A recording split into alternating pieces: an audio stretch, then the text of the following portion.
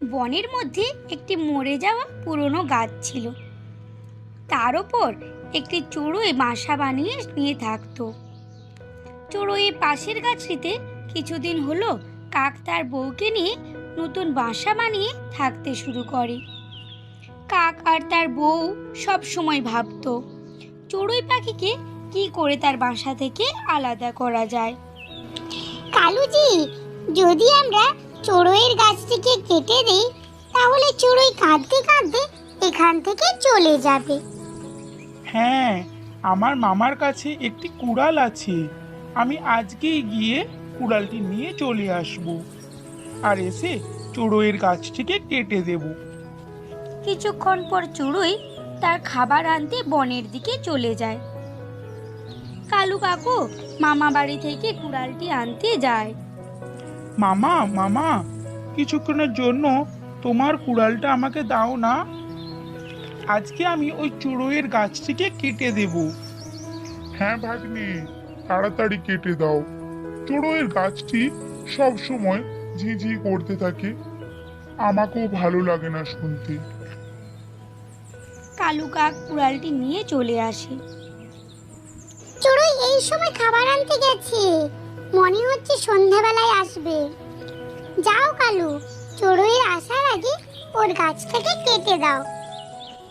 কালু কাক চড়ুইয়ের গাছ কাটতে থাকে আর গৌরী কাক উঁচু গাছ থেকে পাহারা দিতে থাকে।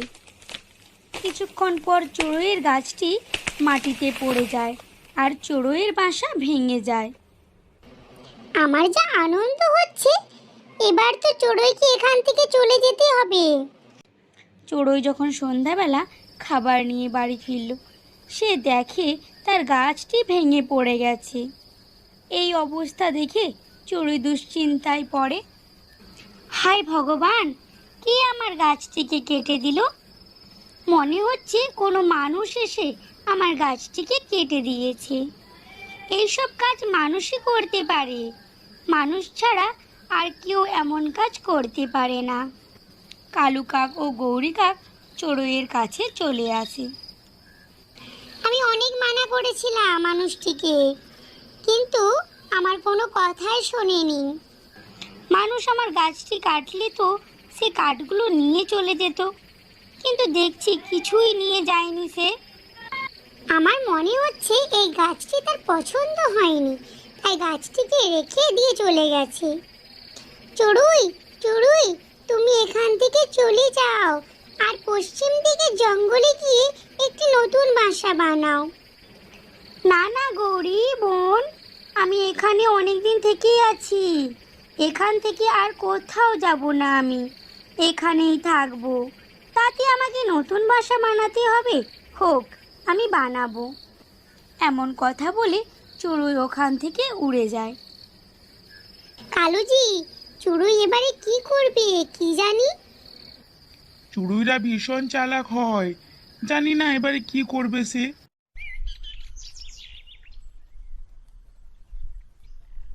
চড়ুই গ্রামের দিকে একটি চাষির বাড়িতে আসে।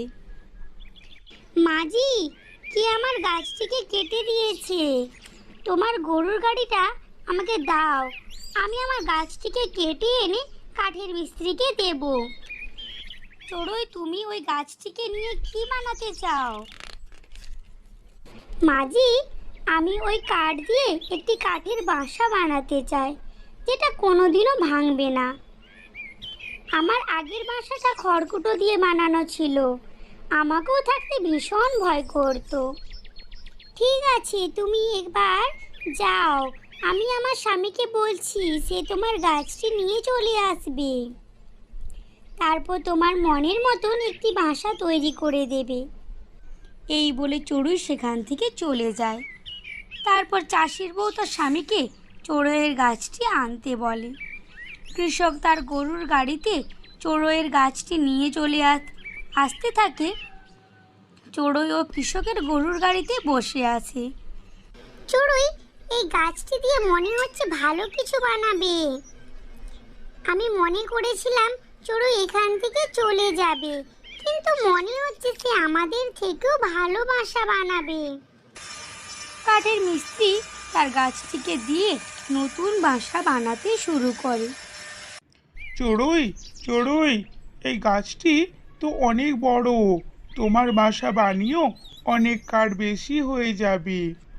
ঠিক আছে, আমি একটা নতুন বাসা বানিয়ে দিচ্ছি, আর বাকি কাঠগুলো দিয়ে একটি নৌকা বানিয়ে দেব। তাহলে তো আমার আর কোনো কষ্টই থাকবে না।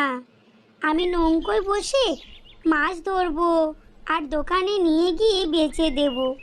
এটাই ভালো হবে, তুমি এরকমই করো।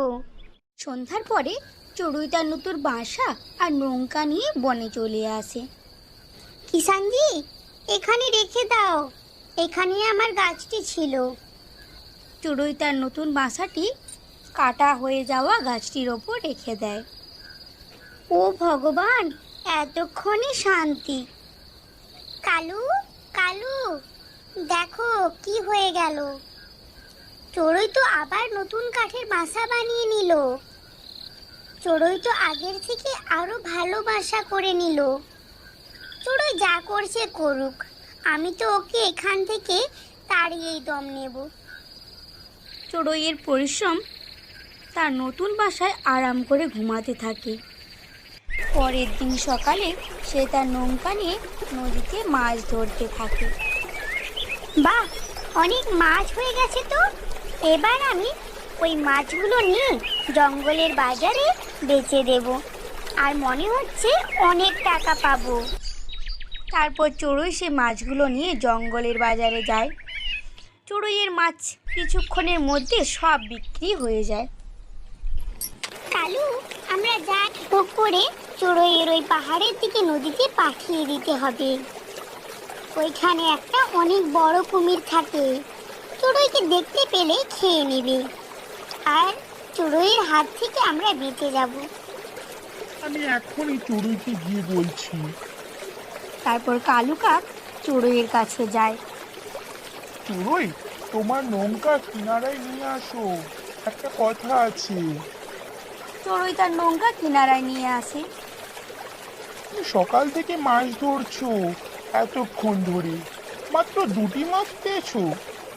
তুমি একটা কাজ করো, ওই পাহাড়ে নদীর পাশে যাও, ওখানে এত মাছ আছে, ধরে ধরে তোমার নৌকা ভর্তি হয়ে যাবে, আর সেসব মাছ বিক্রি করে তুমি অনেক টাকা পেয়ে যাবে।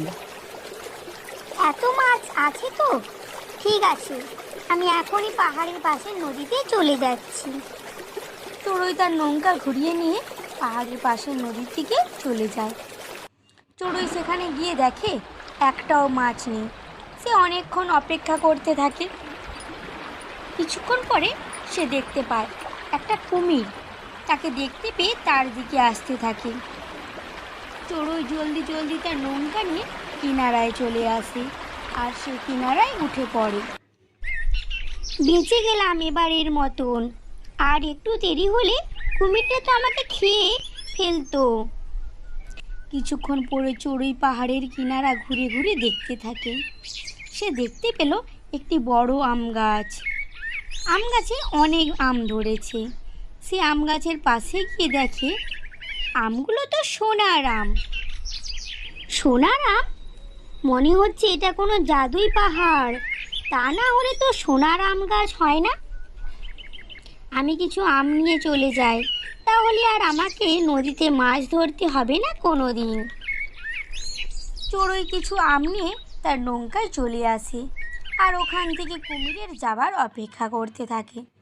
কিছুক্ষণ পরে কুমিরটি অন্যদিকে চলে যায়, আর চড়ুই তাড়াতাড়ি করে তার নৌকা ঘুরিয়ে নিয়ে চলে যায়। কিছুক্ষণ পরে চড়ুই তার বাসার দিকে চলে আসতে থাকে। কালু, ওই দেখো, চড়ুই তো বেঁচে চলে এলো, কুমিরও খেতে পারলো না ওকে। চড়ুই বেঁচে চলে এসেছে, আমার বিশ্বাস হচ্ছে না। কালু আর গৌরী চড়ুইয়ের বাসার কাছে যায়। কালু ভাই, তোমাকে অনেক অনেক ধন্যবাদ আমাকে ওই পাহাড়ের নদীতে পাঠানোর জন্য। ওখানে কুমির দেখতে পাওনি তুমি?